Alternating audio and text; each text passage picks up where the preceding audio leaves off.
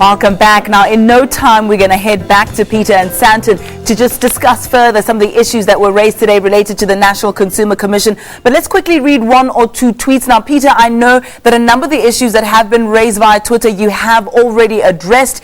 Some of them are just going to further elaborate or perhaps ask one or two questions. But let's quickly get through them before we head back to Sandton. Richard Swart saying, National Consumer Commission must investigate corrupt collusion between judiciary, sheriff, auctioneers and syndicates. The next tweet that came in on this issue says, who gives retailers and service providers our numbers to phone us and sell us products that we don't need? I know, Peter, you lamented this fact a little bit earlier on, saying, I don't want to opt out because I didn't want you to phone me in the first place. All right, let's look at the other one. Karabo, when a consumer loses a slip and wants to return the items, does that mean they won't be assisted? Also, something very similar to this particular tweet by Karabo was a question regarding small businesses that don't want to refund consumers. Small businesses there facing one or two risks when it comes to that. Let's see what Bonso has to say.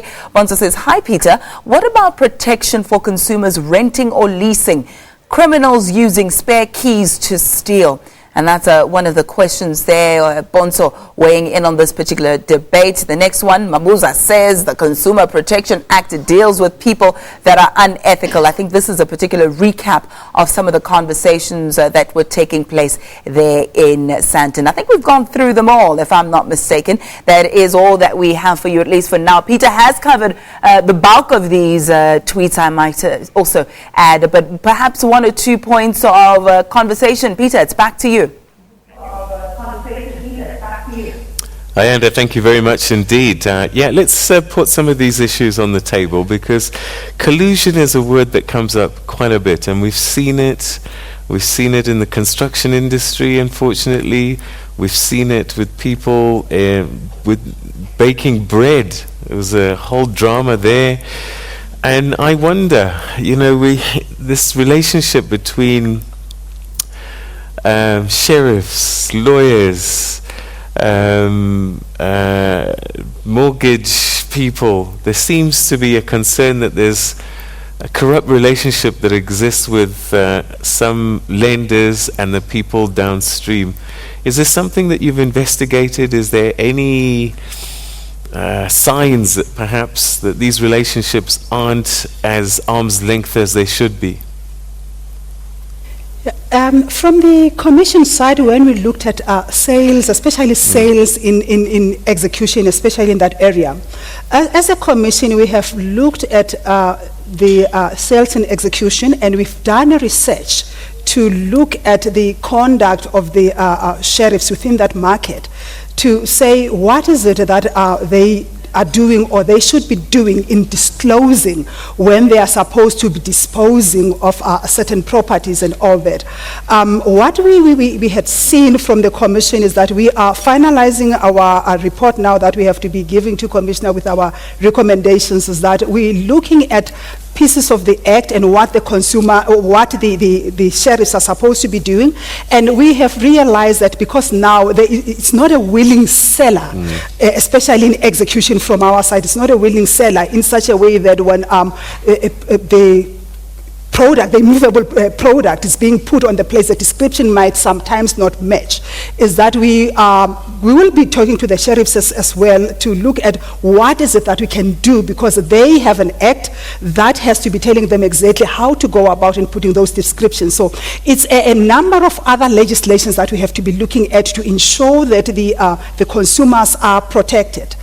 But when we look at what is it that the Commission can do in terms of the collusion and all that, it's not really in our space. It will be more on the issues of what the Competition Commission does. But the sad part is that what we are seeing is that it doesn't filter directly to my pocket, especially on the collusion of the bread, because for now there will be these fines at a longer period, then the breads become, the price of bread raises by another 10 cents or so. So we don't see that, but it's not in our space to regulate that. So if I lose my receipt, you want to add? I just wanted to add in relation to the scourge of collusion. I think that goes back down to the ethical behavior. I think collusion is theft. Companies just agree to steal from the economy, to steal from the consumer, and the competition authorities are looking at that very, very, very strongly. And I think the issue around personal liability for directors of companies that do that, because what happens is that people hide behind the fact that it's a company, and the company will be fined, then they'll pay, whatever, 50 million or whatever it is, but then they know that they've made more than that. So now what the government has looked into is what other remedies can you actually put to deter this, and it has been successful in other countries. In the US, for instance, if you have been involved in collusion where you price fix or you agree in a big bid like the 2010 stadiums and those contracts where people agree that we will fix the price, or you will take this bid, I will take the other one, and I will just submit a ridiculous bid. Those things in the US, for instance, they take them both criminally as well as administratively, so that even if they deal with the company, but they deal with the people that were there. So in South Africa, you'll see that we've also looked at the strengthening of the role of the shareholders in companies, so that the shareholders can also sue the directors of the company where the shareholders have suffered a loss. So there's a number of interventions, but it is a concern. Yeah. All right. So if I lose my receipt, is that the end of the story? Peter, the issue of the receipt, depending on what commodity you are dealing with. If we're looking at fast-moving goods, especially wherein it's just you've transacted in cash, it will be very difficult to ascertain as a consumer just to stamp up your authority and say, I bought bread here. If you don't have any other mechanism of showing exactly whether you really there was a transaction that has taken place. But now we've realized with some of the bigger retailers that wherein you have lost the receipt and you have used your credit card or maybe your debit card, you can still go back and say on this particular date, most of the bigger retailers have got a mechanism to still drill back to the moment wherein the transaction was done, and just to pull up the receipt and say, yes, indeed, you did buy this product from us, and they would take it. So it's not all lost if you have lost the receipt, especially for bigger commodities. But for small items like a bread, a bottle of paraffin there or Coca-Cola, I think it will be very tedious to go there and say, I bought bread here and there's no recourse. Refunds. What is the story about refunds? Is every supplier compelled to refund someone if, let's say, the cooling off period hasn't expired? Or because some of them will say, no, I'll replace it, we don't do refunds here. The cooling off period applies only in respect of direct marketing. Right. It does not apply in respect of each and every transaction. Okay. That's the first thing that one needs to remember. If a good is not fit for purpose, for the purpose that it was purchased, then the consumer can demand a refund or a replacement. Or, so there must be something wrong with it? Yes. What if you just don't want it If the consumer does not like a good he or she purchased, then there are no grounds, and it is fit for purpose and there's nothing wrong with the good, then the consumer is obliged and is bound by the agreement. Like a sales contract, basically. Absolutely. Yes. Okay. All right. Peter, just to chip in to add on what Commissioner has said, what we had seen that it becomes a practice is that you go to a store, you buy an iron. The iron is not working, you go there, they test it, and then what normally happens is that because of the mode of, the type of the commodity that you are buying, and iron is based on just maybe one element that is not working. So if that element is not working, then the iron is not hot, then the whole iron is not working. But now let's take the same analogy and look at a vehicle. You've bought a vehicle, now there is something wrong with your brakes. Now what comes in is that, is the entire vehicle not really working, or it's only your brakes that are defective? So those are some of the differences that we have to start looking at as consumers, to say the industry itself and the nature of the commodity sometimes will dictate how the supplier will have to deal with a particular commodity in terms of replacing. Because if it's the brakes of the car, immediately when they remove the brakes and they replace, actually they have replaced the brakes. Okay. The entire car is still moving. Okay. All right. Table 11 will find Karabo Likala Kala. Is that correct? Yes.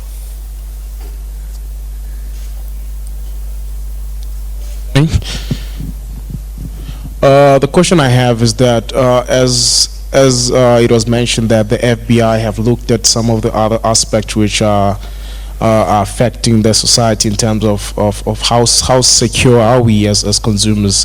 The question is based on what are some of the principles that they've worked currently, and then more often they are working in terms of to assisting consumers in terms of protecting them. Because I've had an IT friend of mine who mentioned that most of the time that we use social networks and all that, our information is captured, and with or without our passwords and whatsoever. But in that, how is it that we are going to be protected in terms of the principles which have worked and are currently working, and then what are some of those principles which you can share with us? Okay. All right. I think what you need to do is simplify that question for us, because there was a bit of a preamble, and if you could just very directly ask, what is your biggest concern? My biggest concern is what is it that has worked currently in terms of how is it that you have assisted consumers in terms of the principles, and then how is it that they have worked Which currently? principles are these? That's the principles I want to know. What is the laws or the remedies that you've used? In what area specifically? In area of Consumer Protection Act. Yeah. All right. Okay. I think this is essentially what you do generally, isn't it? So, and I suppose if you understand the question, you can just. Yes, I think the question raised by Karabo is more on the issue of when you transact or you do any other business on your laptop in your private space, and the issues of like your cookies and all that, wherein they will the provider will collect your information and all that. In that instance, I would say that we do not really have strategies. We are still studying the phenomenon, and we are trying to learn as quick as we can, and that's why now we're looking at the process of establishing the register and going out there. For now, as South Africans, we would never say that we are in the space wherein we have some strategies and policies and all that to really protect consumers. We are learning from our counterparts, and as the DG has said, we will be looking at other regulators like our ICASA, Department of Justice and all that, so that we can all come together and come up with better strategies to protect consumers within that space, because it's mostly related to cyber crime more than any other thing, because most of them are really like your fraudulent activities that going on wherein people would use phishing and all that. Commissioner, transactions in cyberspace, we're often buying offshore, and I'm just wondering, the CPA is for South Africa. If I buy something online in London, I'm stuffed. Yes. very, very directly. Not really. The Act itself says that when you look at the issue of direct marketing, it says that when you provide services, direct marketing is also a provision of services. So any country that offers to market goods to South African, it's bound to subject itself to the South African law. So if you market any goods to South Africans, then you're supposed to be abiding by that. But then that's why now it forces us as the National Consumer Commission to have collaboration with other regulators in that space. Like if you go to your eBase and all that, to say, hey, we are having a problem with this corporate citizen of yours in relation to A, B, and C, and we start talking around that. But then the only problem that we get as the commission is when you find that the company doesn't exist. It's a fraudulent company, and then there's nothing that we can do except to say that lay the charge with the police, and then it will be going through Interpol and all that. So our hands will be tied. Anything that's fraudulent, we would not be able to assist. All right. I believe we have Dr. Love in the house today. Dr. Love, I believe you have a question. Is that true? Table number 7. Celebrity Dr. Love. No, mine is just a comment, in fact, Yes. a personal experience. You get, the cell phone calls, then they get you to buy stuff on the phone, and maybe at that time you need the product. As it happened to me, my daughter was mugged, and then some cell phone company called me to offer me tablets and what. Then they're delivered. Then the items are not what they had said they'd deliver. Then I return them back. A year later, I'm going to the bank. No, we can't help you. Why? You are blacklisted. By who? By this particular cell phone company. So now I have tried all sorts of phones, and I phoned. Then they write a letter. They say, no, I've paid up the default. That is the company. Then I send to the bank. The bank is sending me back, no, you're still a bad payer. Now I'm thinking to myself, now I'm blacklisted, and the company blacklisted me wrongly. Now must I run around? Who do I report to now for this run around? Because they say to me, we've helped you, we've tried to resolve your issue.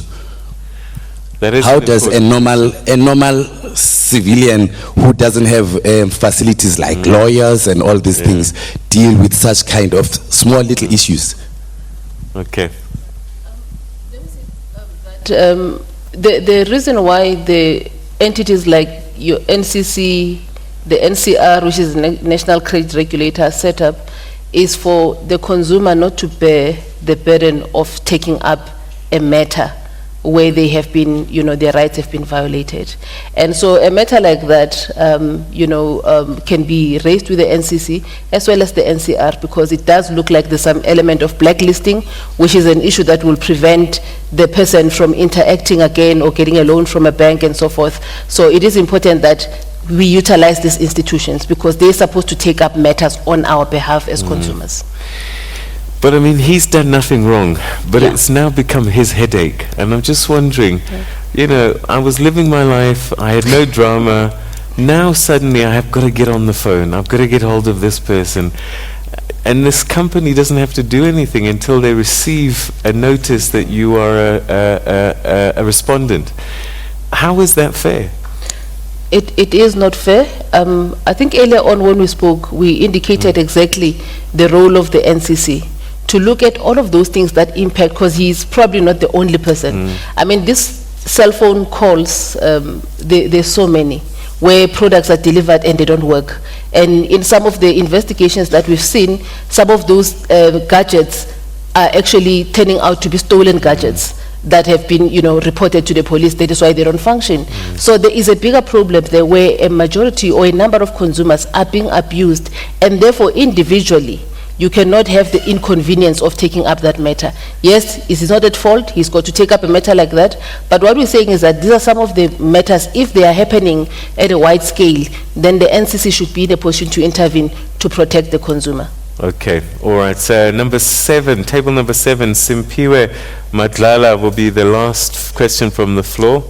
If you could be brief with your question, I think it's kind of related to what we're talking about at the moment, but one that affects, I think, millions of South Africans. Don't test it, Morning. just talk, yeah.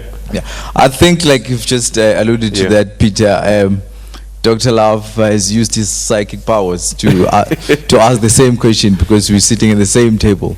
It was just around that blacklisting issue, because we've actually realized that it's actually become a menace in South Africa, the thing, and then which has impacted like negatively to most South Africans, especially to their future aspirations. Those who wants to get involved in businesses because they end up being uncreditworthy.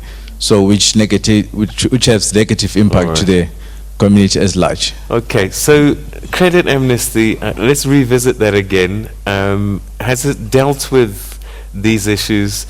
Because I'm also thinking as a supplier, part of the problem with this amnesty is someone's going to walk into my shop who's not a great guy, he's got this history, and it disappears. It says, if you could just talk a little bit about, very briefly, blacklisting, this credit amnesty, where are we? On the removal of adverse information, I think I must just indicate first that the credit bureaus are established to contain information to assist you as a consumer to know your information, and it's updated at any point when somebody makes an inquiry about you at the credit bureau. So it's information that is actually important for the industry to have and for the regulator to touch base on, to monitor the trends and so forth. And so when you've got a negative record, it will obviously also sit there. But also if you've got a positive record, it will sit at the credit bureau. So the issue that came up was that a number of consumers were blacklisted in such a way that how the blacklist is used, and I use the word blacklist, but it's actually not the right word, because that's what people use. So if you have a negative listing, what has happened is that sometimes that information is used to deny you access to credit.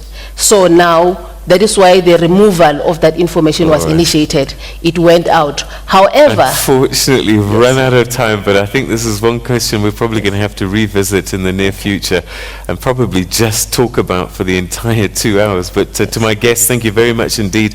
Ebrahim, Mohamed, Thezi, abuza, and Zodwa Ntuli, thank you very much indeed for sharing your thoughts with us on this very, very important issue. And I guess at the end of it all, educate yourself, get online, pick up the phone, and empower yourselves. There are people there to help you and protect you, but you've got to do your bit as well. So thank you very much indeed for joining us, and we'll see you at the next one. Take care, everybody, and we'll see you next time. Ayanda?